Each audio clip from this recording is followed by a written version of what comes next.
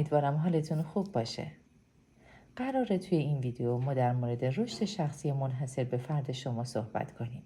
اینکه چطور میتونید رشد کنید و چطور برنامه ریزی کنید. حتما این ویدیو و ویدیوهای بعد این رو ببینید تا نحوه برنامه ریزی و رشد رو با هم یاد بگیریم.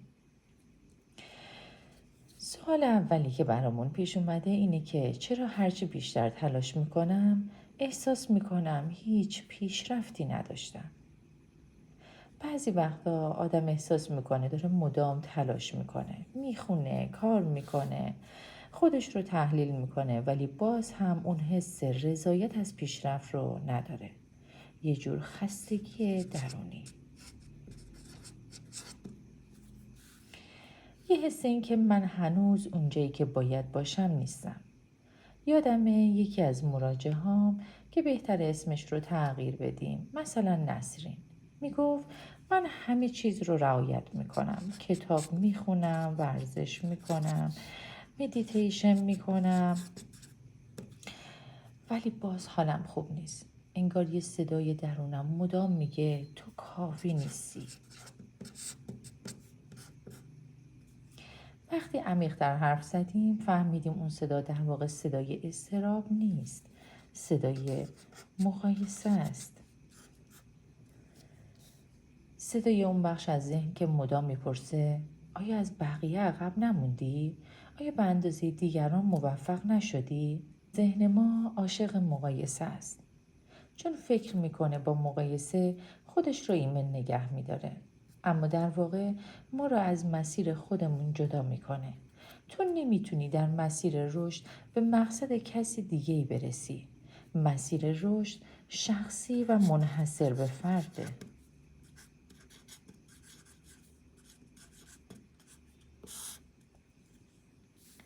اون روز به نسرین گفتم به جای اینکه از خودت بپرسی چرا پیشرفت نمی کنم، بپرس امروز چه چیزی در من تغییر کرد. حتی اگر فقط 5 دقیقه بیشتر صبور بودی یا کمتر خودت رو قضاوت کردی، این یعنی رشد. رشد واقعی ساکت و تدریجیه، مثل گیاه که هر روز چند میلیمتر رشد میکنه، نه با صدا و نه با هیجان، ولی یه روز میبینی گل داده. نتیجه امروز اینه اگر امروز احساس پیشرفت نداری، شاید چون داری با چشمای دیگران به خودت نگاه میکنی. مسیر تو منحصر به فرده و تا وقتی ادامه میدی تو در حال رشدی. اگر حس کردی این حرفا با حالت آشناست، شاید وقتشه با یک مشاور درباره مسیر رشد فردی خودت گفتگو کنی. نه برای اینکه درست بشی، بلکه برای اینکه آگاه تر بشی. من اینجام تا کمکت کنم، تا با تو درباره ذهن، رشد شخصی و مسیر منحصر به فرد خودت صحبت کنم. مسیری که مختص به توه و قرار نیست تو با فرد دیگه‌ای مقایسه بشی. و این مقایسه است که حال ما رو بد میکنه. قضاوت، مقایسه و نادیده گرفتن خودمون. قراره یاد بگیریم اینا رو از زندگیمون به نوعی حذف یا کمرنگشون کنیم. اما قراره که توی ویدیو بعدی من نحوه صحیح برنامه ریزی و رشد شخصی شما رو آموزش بدم.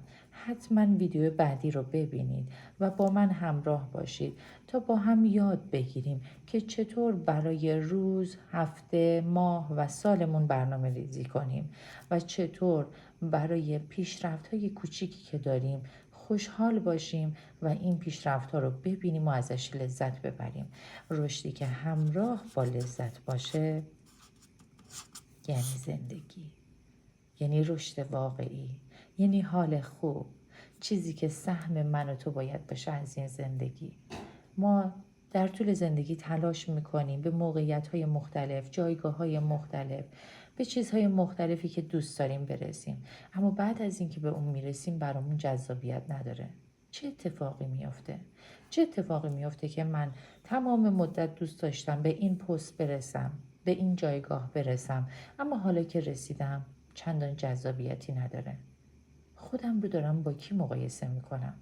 خودم رو با قبل از خودم، با شرایط قبل از این جایگاه مقایسه میکنم، یا خودم رو با فرد دیگه‌ای دارم مقایسه میکنم؟ میخوایم این اتفاق برای شما نیفته. اتفاقی که بسیار ناگواره، یعنی مقایسه. ممنونم که تا انتهای ویدیو همراه ما بودید و برای اینکه از ویدیوهای بعدی ما مطلع بشید بهتره که زنگوله بغل رو بزنید و این قلب پایین رو هم قرمز کنید. اگر دوست داشتید میتونید توی قسمت کامنت ها سوالات خودتون رو یا نظراتتون رو با ما به اشتراک بذارید. حتما پاسخ میدم و همراهتون هستم برای رشد شخصی منحصر به فرد شما. فعلا خدا نگهدار.